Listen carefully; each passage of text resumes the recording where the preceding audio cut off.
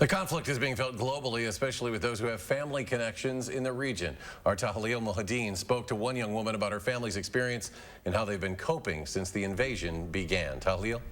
The young woman I spoke with is actually from the neighboring country, Poland, but she, like many Polish and Russian people, has family in Ukraine.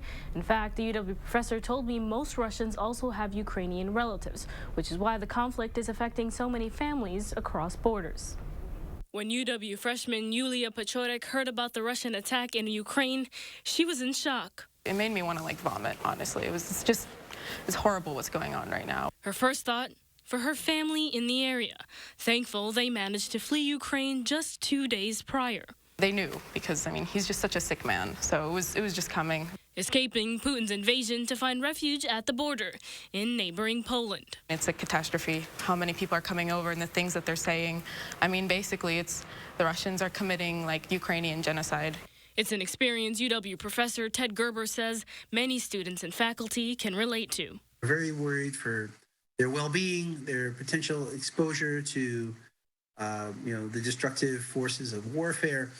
Those with friends and family in Russia are also concerned because Russia is probably in for a big crackdown. Gerber asking more people to try and understand what they're going through. Be sympathetic and try to reach out and be supportive of those who experience this conflict in a much more personal way.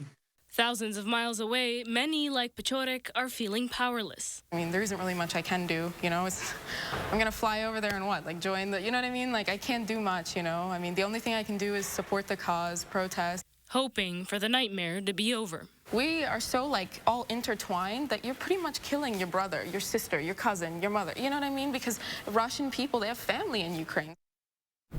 UW Center for Russia, East Europe, and Central Asia does have plans to host an open forum next week for students and members of the community to discuss the ongoing conflict.